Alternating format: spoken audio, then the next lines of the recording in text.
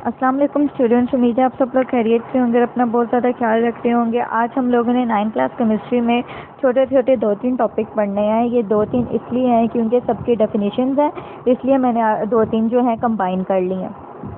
पहले हमारे पास है मोलिकुलर मास और फार्मूला मास। हम लोग मोलिकुलर मास को मोलर मास भी कहते हैं, ठीक है। मोलिकुलर मास का मोलर मास भी कह सकते हैं। मोलिकुलर मास या मोलर मास क्या होता है? एटॉमिक मासेस का सम।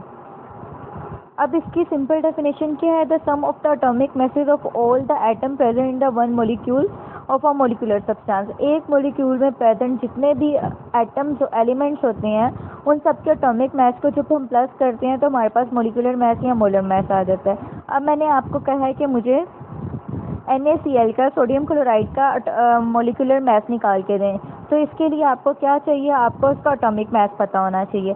अब आपके पास है NaCl मतलब सोडियम क्लोराइड। इसमें सोडियम का एटॉमिक मास होता है हमारे पास 23 और क्लोरीन का होता है हमारे पास 35.5। इनको हम प्लस करेंगे 58.5, क्या आ जाएगा? उसका मोलिकुलर मास आ जाएगा। तो सिंपल मोलिकुलर मास क्या होता है? एटम्स के जो एटॉमिक मासेस होते हैं उनको प्लस कर देना। यहाँ पर उन्होंने HNO3 की एग्जांपल दी है। हाइड्रोजन का होता है हमारे पास 1, नाइट्रोजन का होता है 14, ऑक्सीजन का होता है 16। अब ऑक्सीजन के साथ 3 लिखा हुआ है, जिसका क्या मतलब है? ऑक्सीजन के कितने एटम्स हैं? 3 एटम्स हैं, कि हमारे पास 3 ऑक्सीजन प्रेजेंट है। तो 16 को हम 3 के साथ मल्टीप्लाई करेंगे, हमारे पास आ जाएगा 48।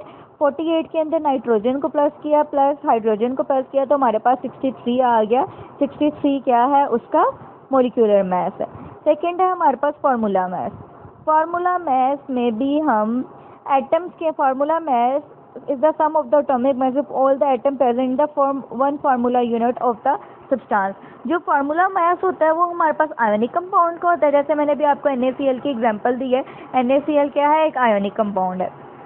और हम लोग मोलिकुलर मास में HNO3 ले सकते हैं, HCl ले सकते हैं। आयोनिक कंपाउंड ऐसे कंपाउंड होते हैं जिसके अंदर इलेक्ट्रॉन की कंप्लीट शेयरिंग होती है। अब दो एटम्स ने एक दूसरे के साथ बॉन्ड बनाना है, अगर दोनों के इलेक्ट्रॉन एक दूसरे के अंदर ट्रांसफर हो जाएंगे हम उसे कहेंगे आयोनिक कंपाउंड। जो आयोनिक कंपाउंड में हम एटम्स प्लस करते हैं उन्हें हम फार्मूला मास कहते हैं। और जो हम लोग कोवलेंट कंपाउंड में क्या होते हैं? इलेक्ट्रॉन शेयर करते हैं।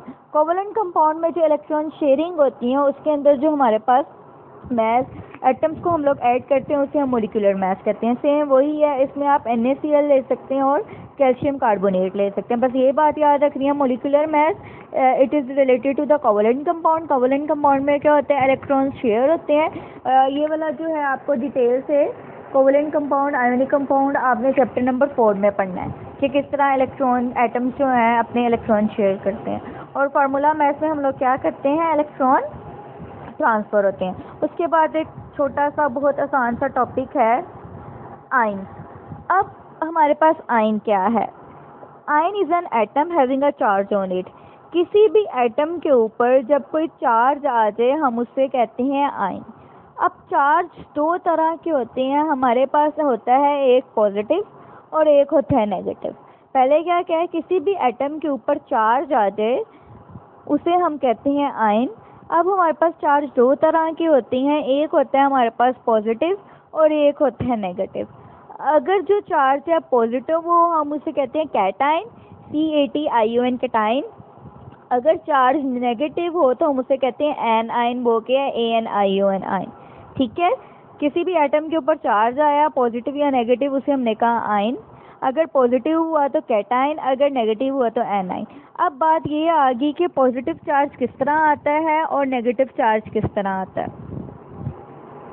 अब कोई एटम, आपको बताया है कि जब एटम अपने आप को स्टेबल करना चाहते हैं तो वो क्या करते हैं? इलेक्ट्रॉन लूज करते हैं या गेन करते हैं। अपना इलेक्ट्रॉन किसी दूसरे को दे देते हैं या दूसरे का ले लेते हैं। लास्ट टाइम जब आपको मैं बता रही थी तो मैंने सोडियम क्लोराइड का बना के बताया था कि पहले शेल में हमारे पास 2 इलेक्ट्रॉन होते हैं, फिर हमारे पास 8 इलेक्ट्रॉन आते हैं। अब किसी एटम के पास आउटर मोस्ट शेल में 2 इलेक्ट्रॉन हो या 8 इलेक्ट्रॉन हो तो वो स्टेबल होता है। अब सारे जितने भी एटम्स हैं वो इस कोशिश में होते हैं कि किसी तरह वो अपने आखिरी शेल में 8 इलेक्ट्रॉन कर लें या 2 इलेक्ट्रॉन कर लें। अब ये 8 इलेक्ट्रॉन या 2 इलेक्ट्रॉन अगर किसी के पास 7 हैं तो वो किसी से एक ले लेगा, तो उसने क्या किया? गेन किया, तो उसके पास कितने हो जाएंगे? 8। अगर किसके पास 9 है तो एक अपना किसी और को दे देगा तो उसके पास कितने हो जाएंगे 8। तो ये क्या कर रहे हैं, लूजिंग कर रहे हैं और शेयरिंग कर रहे हैं। अब आयन इसी सूरत में डेवलप होता है, इसी सूरत में आता है लूज कर लेना या गेन कर लेना। अब फॉर एग्जांपल एक है एटम है, मैं सिंपल एग्जांपल दे रही हूँ, एक एटम है, उसके आउटरमोस्ट शेल में 9 इलेक्ट्रॉन है। उसको स्टेबल होने के लिए कितने चाहिए, 8 इलेक्ट्रॉन चाहिए। तो वो अपना 1 इलेक्ट्रॉन किसी और को दे देगा जिसके पास कम इलेक्ट्रॉन है। अब आप लोग इमेजिन करें, 2 एटम है, एक के पास आउटरमोस्ट शेल में 9 इलेक्ट्रॉन है, एक के पास 7 इलेक्ट्रॉन है। 7 वाले को भी 8 चाहिए और 9 वाले को भी 8 चाहिए स्टेबल होने के लिए। जिसके पास 9 इलेक्ट्रॉन है वो अपना 1 इलेक्ट्रॉन 7 वाले को दे देगा, जिसके पास 7 वाला मतलब 7, जिसके पास 7 इलेक्ट्रॉन है। जब उसने अपना 1 इलेक्ट्रॉन दे दिया, उसके पास क्या हो गए, 8 इलेक्ट्रॉन। जब कोई एटम अपना इलेक्ट्रॉन किसी दूसरे को दे देता है तो उसके ऊपर पॉजिटिव चार्ज आ जाता है। अब इस तरह याद रखना कि जिसका दिल भरा होता है वो ही अपनी चीज़ किसी को देता है। तो दिल भरा होने की वजह से, चीज़ भरी होने की वजह से उसके ऊपर पॉजिटिव चार्ज आ जाता है कि उसे अच्छा समझा जाता है। तो ये बात याद रखनी है, जब कोई चीज़ अपनी किसी दूसरे को देता है तो उसको अच्छा समझा जाता है, अच्छी चीज़ की निस्बत उसके ऊपर पॉजिटिव चार्ज आ जाता है। अब उसने जिसके पास 9 इलेक्ट्रॉन थे उसने अपना 1 इलेक्ट्रॉन दे दिया, जिसके पास 7 इलेक्ट्रॉन थे उसके पास 8 इलेक्ट्रॉन हो गया और उसके पास पॉजिटिव चार्ज आ गया। Is it clear? तो जिसके ऊपर पॉजिटिव चार्ज आ जाए, पॉजिटिव चार्ज कब आए, जब वो अपना इलेक्ट्रॉन लूज करे, तो उसे हम कहते हैं cation. Okay.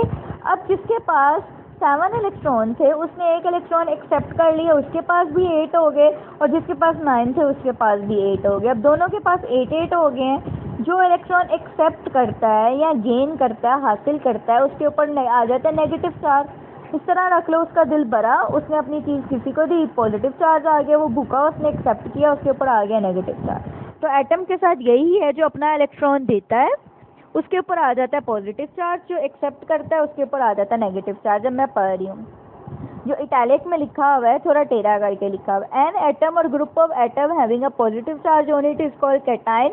The cation are form when atom lose electron from their outermost shell. वही बात, कैटायन तब बनता है जब एटम अपने इलेक्ट्रॉन लूज करते हैं। कहाँ से लूज करते हैं? आउटरमोस्ट शेल से लूज करते हैं। अब दूसरा है एनाइन। एनाइन क्या है? एन एटम और group of atom has a negative charge on it is called anion. Anion is formed by the gain और addition of the electron. Anion तब बनता है जब वो अपना इलेक्ट्रॉन किसी से लेते हैं। अब आपको मैं एग्जांपल देती हूँ, यहीं पर मैं करने की कोशिश करती हूँ हाइड्रोजन की। ये क्या था? एक हाइड्रोजन था। हाइड्रोजन ने अपना इलेक्ट्रॉन लूज किया, उसके ऊपर आ गया पॉजिटिव। कितना इलेक्ट्रॉन लूज किया? 1 इलेक्ट्रॉन लूज किया। ये है इसका सिंपल। ठीक है, आगे आपके पास सोडियम का गिवन है। सोडियम ने अपना इलेक्ट्रॉन लूज किया, उसके ऊपर क्या चार्ज आ गया? पॉजिटिव। कितने इलेक्ट्रॉन लूज किए? 1 इलेक्ट्रॉन लूज किए। जो ई है वो शो कर रहा है उसने 1 इलेक्ट्रॉन लूज किया। ओके। अब क्लोरीन क्या है? क्लोरीन जो है इलेक्ट्रॉन एक्सेप्ट कर रहा है। कितने इलेक्ट्रॉन एक्सेप्ट कर रहा है? 1 इलेक्ट्रॉन एक्सेप्ट कर रहा है। इलेक्ट्रॉन एक्सेप्ट किया, उसके ऊपर आ गया negative charge. Is it clear? बहुत आसान है, सिंपल है, नहायत ईजी है। शॉर्ट में भी पूछ सकते हैं और लॉन्ग में भी। आगे ये आपने खुद करना है। उन्होंने आपको डिफरेंस दिया है एटम और आयन में, ये इंपॉर्टेंट है। लो क्वेश्चन। एटम आप पहले पढ़ चुके हैं। It is the simplest particle of an atom, it is the simplest unit of an ionic compound. ये आयोनिक कंपाउंड से रिलेटेड है, जिसके अंदर इलेक्ट्रॉन की क्या होती है? ट्रांसफर होता है। जाहिर बात है इलेक्ट्रॉन ट्रांसफर कर रहे हैं, एक ले रहा है और एक दे रहा है, एक गेन कर रहा है और एक लूज कर रहा है। ये इंडिपेंडेंटली एग्जिस्ट नहीं कर सकते, लेकिन ये इंडिपेंडेंटली एग्जिस्ट कर सकते हैं। किसके सराउंडेड होते हैं? Oppositely charges. ऑपोजिटली चार्जेज मतलब एक पॉजिटिव एक नेगेटिव। वो इलेक्ट्रिकली न्यूट्रल होता है। इलेक्ट्रिक न्यूट्रल इसलिए होता है उसके ऊपर कोई चार्ज नहीं होता, और आयन के ऊपर चार्ज होता है पॉजिटिव या नेगेटिव। और नहायत ही आसान, हमने छोटे छोटे टॉपिक पढ़े हैं। 3-4 इसलिए थे क्योंकि छोटे थे। आयन कोई भी चार्ज हो, पॉजिटिव हो कैटायन, नेगेटिव हो एनायन। इलेक्ट्रॉन लूज किया, पॉजिटिव आया, इलेक्ट्रॉन गेन किया, नेगेटिव आया। आप लोगों ने इसको अच्छे तरीके से याद करनी है, सिर्फ छोटी छोटी डेफिनेशन है। Thank you so much students.